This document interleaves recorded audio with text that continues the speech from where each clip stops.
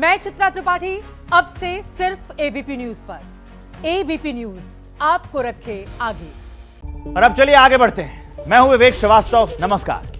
कांग्रेस ने आज बीजेपी को आतंकवादी पार्टी कह दिया। कांग्रेस का बयान पीएम नरेंद्र मोदी के उस जवाब में आया जब हरियाणा की जीत के बाद उन्होंने कांग्रेस को अर्बन नक्सल पार्टी कहा था। उनकी पार्टी टेररिस्ट की पार्टी है। इस सियासी लड़ाई की शुरुआत इस महीने की 9 तारीख को हुई, जब प्रधानमंत्री नरेंद्र मोदी ने हरियाणा चुनाव में बीजेपी की जीत के बाद दावा किया कि यहां अर्बन नक्सल का गिरोह जनता को गुमराह कर रहा था।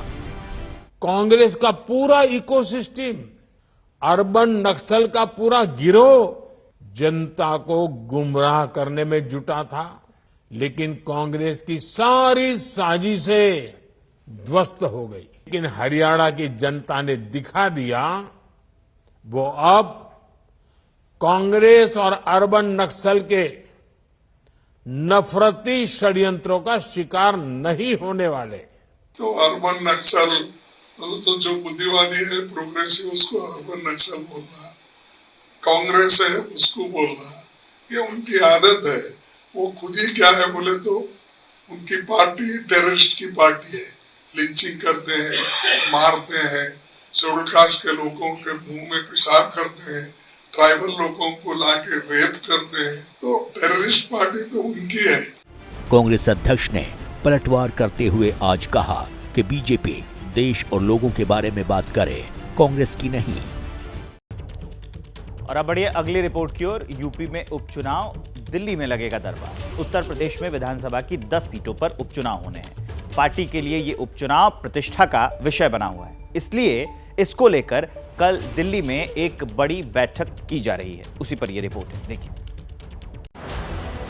ये बैठक कल शाम को होगी, जिसमें केंद्रीय गृह मंत्री अमित शाह और पार्टी अध्यक्ष जेपी नड्डा के अलावा उत्तर प्रदेश के मुख्यमंत्री योगी आदित्यनाथ, दोनों उप मुख्यमंत्री और यूपी बीजेपी के अध्यक्ष भूपेंद्र चौधरी भी शामिल होंगे। माना जा रहा है कि इस बैठक में बीजेपी टिकट बंटवारे को लेकर अपने सहयोगी दलों से भी बातचीत करेगी, जिसके बाद प्रत्याशियों के नाम पर फाइनल मुहर लगेगी। टिकट का बेहतर दावेदार कौन है, इसको लेकर हर सीट के लिए 3-3 नामों का पैनल तैयार किया गया है। सूत्रों के मुताबिक बीजेपी 9 सीटों पर अपने प्रत्याशी खड़े करेगी और मीरापुर की सीट अपने सहयोगी को दे सकती है। भारतीय जनता पार्टी पूरी तैयारी की है, लोगों से जुड़ रहे हैं, एक एक बूथ तक हमारा संगठन पहुंच रहा है और हमें लगता है कि 10 सीटों पर भारतीय जनता पार्टी के पक्ष में परिणाम देने का काम समस्त मतदाता भाइयों की तरफ से आशीर्वाद भारतीय जनता पार्टी के प्रत्याशियों के पक्ष में मिलेंगे। सूत्रों के मुताबिक कुछ सीटों पर जैसे अयोध्या की मिल्कीपुर, अंबेडकर नगर की कटहरी सीट पर 4-5 नामों का पैनल तैयार किया गया है। उपचुनाव को लेकर समाजवादी पार्टी 6 सीटों पर और बीएसपी 5 सीटों पर प्रत्याशियों का ऐलान कर चुकी है। 2027 विधानसभा चुनाव से पहले उपचुनाव सेमीफाइनल माना जा रहा है।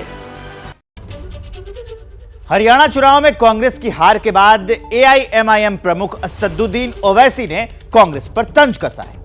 उन्होंने कांग्रेस से पूछा है कि यहां तो हम चुनाव नहीं लड़े, फिर भी मोदी कैसे जीत गए। उसी पर यह रिपोर्ट है, देखिए।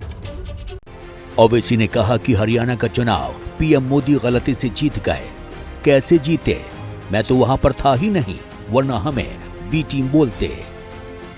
ओवैसी ने इंडिया गठबंधन को निशाने पर लेते हुए कहा कि अगर मोदी को हराना है तो सबको साथ लेकर चलना होगा। मैं इन लोगों से कहना चाह रहा हूं, पुरानी पार्टी से जरा समझो मेरी बात को, समझो मेरी बात को। मोदी को अगर हराना है ना तो तुमको सबको साथ लेकर चलना पड़ेगा, तुम अकेले कुछ भी नहीं कर पाओगे। ओवैसी के बयान पर कांग्रेस ने पलटवार करते हुए कहा कि ओवैसी सिर्फ बीजेपी को फायदा दिलाने के लिए बयानबाजी करते हैं। आप जाने अनजाने वही बोलते हैं, वही करते हैं जिससे बीजेपी को फायदा, और नहीं भी लड़ते तो कुछ ऐसा बोल देंगे जिससे बीजेपी का ध्रुवीकरण हो जाए। तो मेहरबानी करके आप अपने को संयत रखिए, देश के हित में बोलिए, जनहित में बोलिए और विपक्ष के हित में बोलिए। बीजेपी ने ओवैसी को जवाब देते हुए कहा कि पूरा विपक्ष एक होकर भी प्रधानमंत्री की विकास परक नीतियों को नहीं हरा सकता। मध्य प्रदेश में कांग्रेस ने बीजेपी विधायकों को राहुल गांधी का डरो मत वाला संदेश देना शुरू कर दिया है। इंदौर में कांग्रेस ने बीजेपी विधायकों के पोस्टर लगाकर उन्हें कांग्रेस में आने का निमंत्रण दे डाला है। क्या है पूरा मामला, इस रिपोर्ट में देखिए। इंदौर में लगी राहुल गांधी की तस्वीर के बीच लगे इन पोस्टरों में जो 5 चेहरे दिख रहे हैं, वो सभी मध्य प्रदेश के बीजेपी के विधायक हैं। इंदौर के कांग्रेस नेता ने पार्टी दफ्तर के बाहर इन विधायकों के पोस्टर लगाकर बीजेपी सरकार में ही बीजेपी विधायकों की सुरक्षा पर सवाल उठाते हुए उन्हें कांग्रेस में शामिल होने का न्योता दिया। भारतीय जनता पार्टी की सरकार में भारतीय जनता पार्टी के विधायकों की रक्षा सुरक्षा का प्रश्न चिन्ह खड़ा हो गया है। इसी को लेकर आज कांग्रेस ने गांधी भवन कांग्रेस कार्यालय के बाहर पोस्टर लगाए और उसमें हमने लिखा है कि अगर भारतीय जनता पार्टी की सरकार में अगर आपको असुरक्षित महसूस करते हैं तो गांधी भवन कांग्रेस कार्यालय आइए, क्योंकि हमारे नेता राहुल गांधी ने कहा है डरो मत। कांग्रेस की ओर से बीजेपी के जिन 4 नेताओं के पोस्टर लगाए गए उनके नाम हैं पूर्व मंत्री गोपाल भार्गव, अजय बिश्नोई, प्रदीप पटेल, संजय पाठक और ब्रिज बिहारी पटेरिया।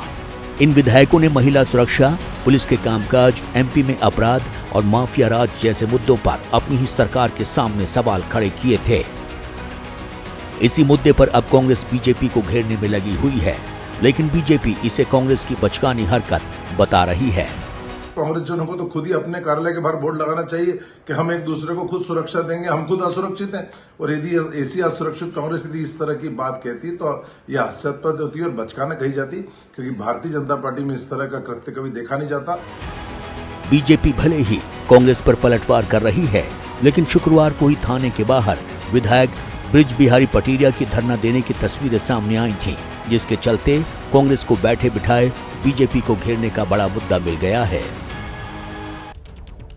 आज पूरे देश में दशहरे का त्योहार मनाया जा रहा है। नागपुर में आरएसएस हेडक्वार्टर में हर साल की तरह इस साल भी राष्ट्रीय स्वयंसेवक संघ का दशहरा समारोह आयोजित हुआ। इस मौके पर आरएसएस प्रमुख मोहन भागवत ने पूरे समाज, खासतौर पर हिंदुओं को एकजुट रहने की बात कही। रिपोर्ट देखिए।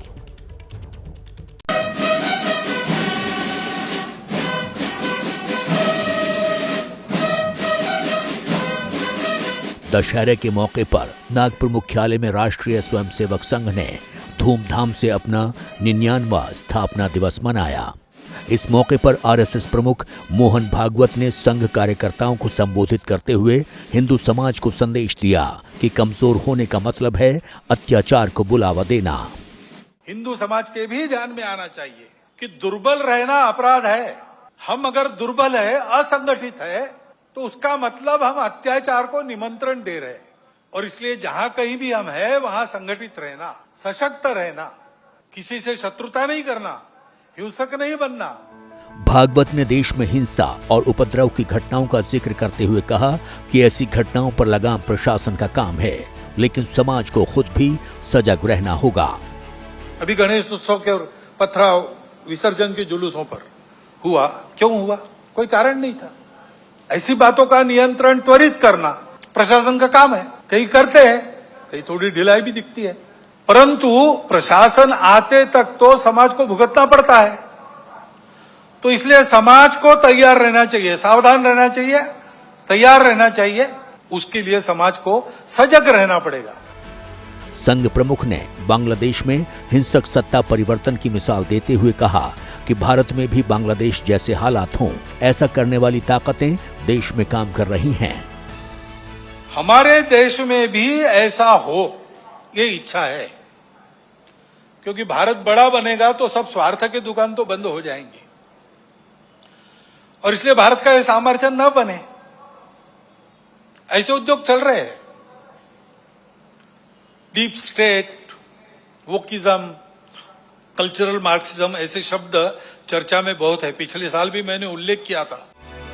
दशहरा कार्यक्रम में मोहन भागवत ने कोलकाता रेप मर्डर को समाज के लिए शर्मनाक घटना बताते हुए कहा कि कुछ लोग अपराधियों को संरक्षण दे रहे हैं।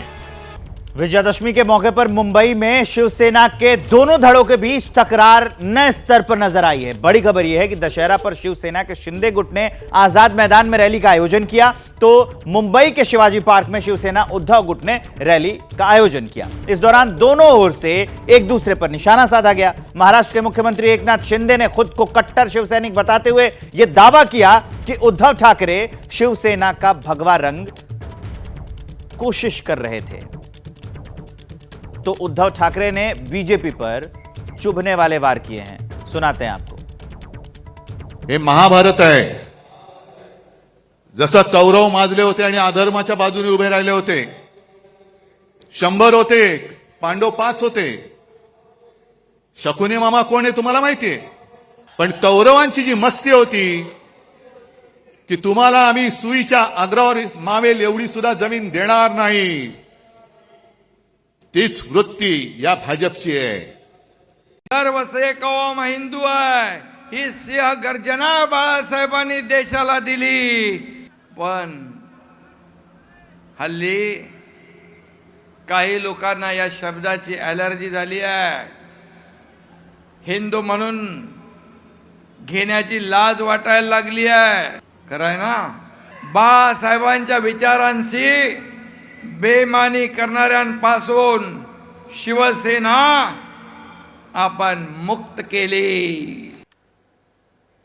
और इस खबर को विस्तार देने के लिए मेरे सहयोगी वैभव पर अब मुंबई से जुड़ गए हैं, सीधा उनके पास लिए चलते हैं। वैभव, ये दोनों बयान देखकर तो यही लगता है कि एक बार फिर से शिवसेना का जो शिंदे गुट है और उद्धव गुट में फिर से मुझे लगता है कि ये नकली और असली की जो लड़ाई है वो शुरू हो गई। जी बिल्कुल, पिछले 2.5 सालों से ये लड़ाई ऐसी ही चलती आ रही है और ये रुकने वाली नहीं है। अभी कुछ ही दिनों में यहाँ पे महाराष्ट्र में आचार संहिता लगेगी, विधानसभा चुनाव के ऐलान हो जाएंगे, उसके पहले की ये आगाज़ की तैयारी हम इसको बोल सकते हैं। देखिए, एकनाथ शिंदे के निशाने पे थे उद्धव ठाकरे, उद्धव ठाकरे के निशाने पे थे एकनाथ शिंदे के साथ साथ मोदी शाह और सरसंघ चालक मोहन भागवत। देखिए, इनके साथ बातचीत करते वक्त उद्धव ठाकरे ने यह भी कहा कि पूरी महाराष्ट्र की जो जमीन है वो अडानी अपने मुंह में डालना चाहते हैं। जब तक अडानी की काम नहीं होते तब तक महाराष्ट्र में आचार संहिता नहीं लगेगी, ऐसा बयान यहाँ पे आदित्य ठाकरे ने, जो कि 14 साल में पहली बार इस छत्रपति शिवाजी पार्क के मैदान में भाषण करते हुए कहा है। आदित्य ठाकरे की ये पहली बारी थी जहाँ पे उन्होंने इस पूरे मंच पे दशहरा रैली पे अपना भाषण यहाँ पे पेश किया था। अब देखना यह होगा कि विधानसभा चुनाव में इन दोनों भाषणों का कितना फायदा होता है। अब उद्धव ठाकरे एकनाथ शिंदे पर वार करके क्या कह रहे हैं कि एकनाथ शिंदे नकली है, दूसरी तरफ एकनाथ शिंदे उद्धव ठाकरे को नकली बता रहे हैं और बोल रहे हैं भगवे का हरा रंग करना चाहते हैं कांग्रेस के साथ जाके।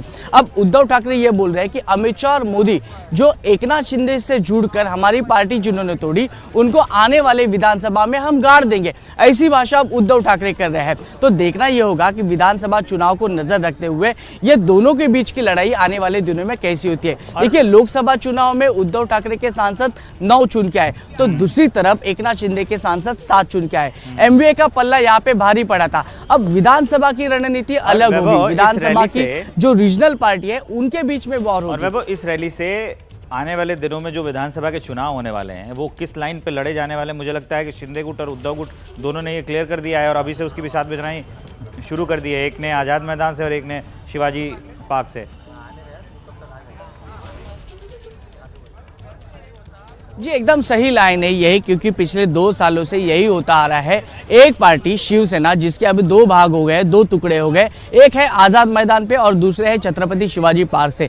देखिए, आने वाले चुनाव के मुद्दे यही रहेंगे कि उद्धव ठाकरे कांग्रेस और पवार के साथ जाके क्या हो रहे थे और बाला साहब ठाकरे ने क्या विचार दिए थे। देखिए, हिंदुत्व का मुद्दा यहाँ पे आने वाले विधानसभा में पेश किया जाएगा। सरसंघ चालक मोहन भागवत पर बात करते हुए उद्धव ठाकरे ने यही कहा कि बात कर रहे हैं लेकिन कर कुछ और रहे हैं। ठीक है, इस जानकारी के लिए वैभव आपका बहुत बहुत शुक्रिया। आप चलिए खबरों में आगे बढ़ते हैं। विजयादशमी और दशहरा के मौके पर शस्त्र पूजा की परंपरा चली आ रही है।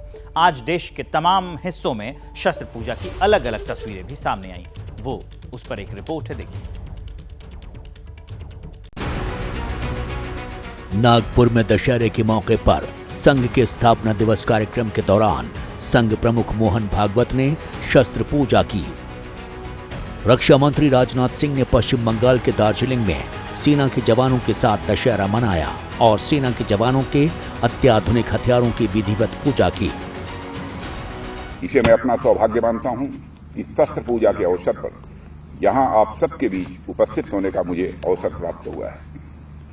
इस पूजा में हमारी सेना के बहादुर जवानों के बीच उपस्थित होने पर मुझे बेहद खुशी और गर्व की अनुभूति हो रही है। मध्य प्रदेश के मुख्यमंत्री मोहन यादव दशहरे के मौके पर कई कार्यक्रमों में शामिल हुए और शस्त्र पूजन के बाद लोगों को विजयदशमी की बधाई दी। शस्त्र पूजन पर महाराष्ट्र सरकार को धन्यवाद दिया, जिनके नेतृत्व में अहमदनगर का नाम अहिल्या माता के नाम दिया, उन महाराष्ट्र की बेटी और हमारे अपने मध्य प्रदेश की बहू और होलकर साम्राज्य की वीरांगना शासिका अहिल्या माता को नमन। गुजरात के जामनगर में बीजेपी विधायक और क्रिकेटर रविंद्र जाडेजा की पत्नी रिबाबा जाडेजा ने भी परिवार और कार्यकर्ताओं के साथ परंपरागत तरीके से शस्त्र पूजा की।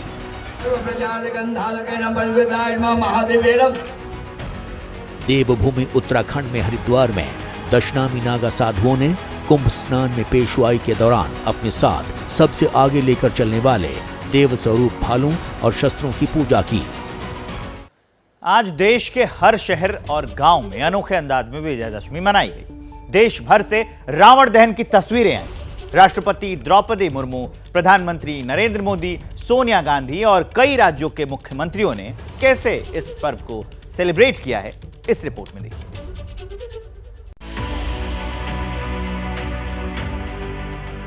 ये दिल्ली के लाल किले से आई रावण दहन की तस्वीरें हैं।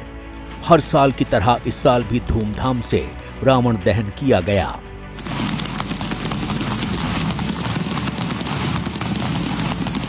दहन से पहले राष्ट्रपति द्रौपदी मुर्मू और प्रधानमंत्री नरेंद्र मोदी ने राम, लक्ष्मण और हनुमान का किरदार निभा रहे कलाकारों का तिलक किया।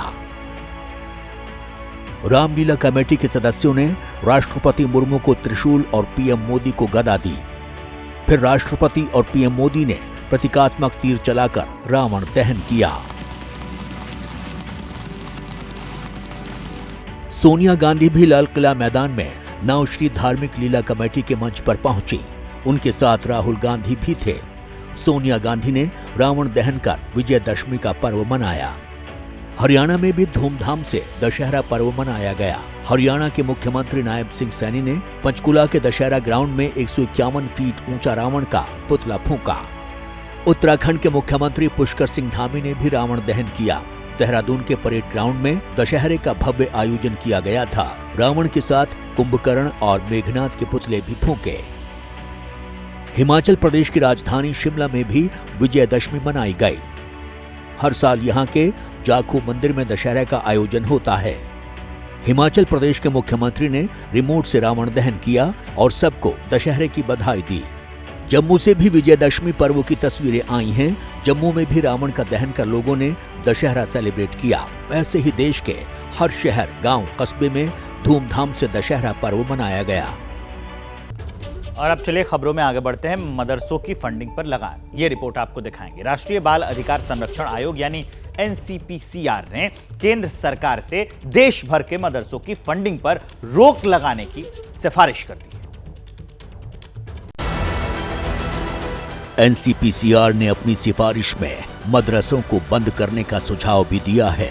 आयोग की रिपोर्ट में बताया गया है कि राइट टू एजुकेशन कानून का पालन नहीं करने से मदरसों में पढ़ने वाले मुस्लिम बच्चों को बुनियादी शिक्षा ही नहीं मिल पाती है।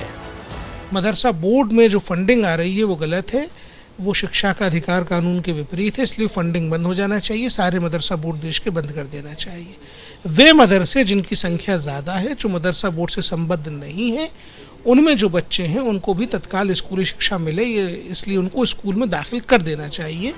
बाल संरक्षण आयोग ने मदरसे में हिंदू बच्चों की मौजूदगी को भी गलत बताते हुए उन्हें वहां से निकालकर स्कूल में दाखिल करवाने की सिफारिश की है।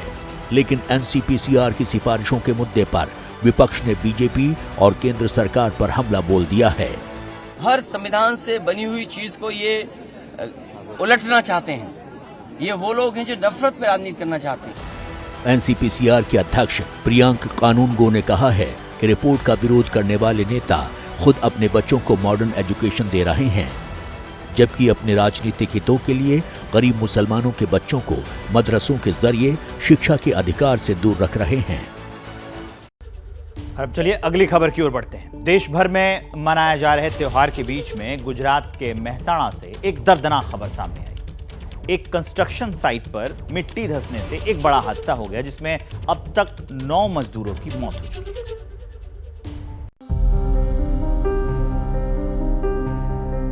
मिट्टी के नीचे दबे मजदूरों की ये दर्दनाक तस्वीर गुजरात के मेहसाणा से सामने आई।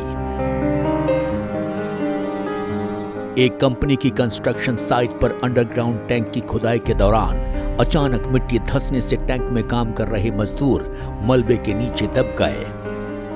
मेहसाणा जिले के कड़ी के पास एक स्टील की कंपनी में आज दोपहर 12 बजे के आसपास एक दुर्घटना घटी। यहाँ पे 10 श्रमजीवी काम कर रहे थे, माटी काम कर रहे थे। उस समय दीवार धसी, दीवार ढहने से 9 से 10 लोग यहाँ पर मिट्टी के नीचे दब गए। हादसे की खबर मिलते ही मौके पर प्रशासन और पुलिस की टीमें पहुंच गईं। जेसीबी की मदद से मिट्टी में दबे घायल मजदूरों और मृतकों के शवों को निकालकर अस्पताल भेजा गया।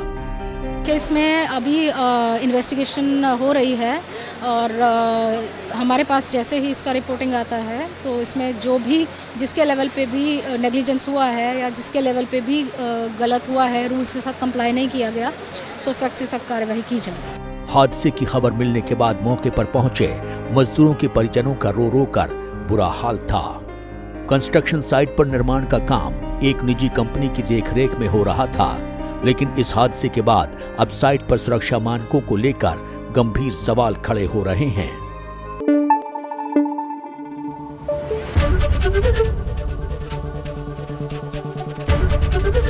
एबीपी न्यूज आपको रखे आगे।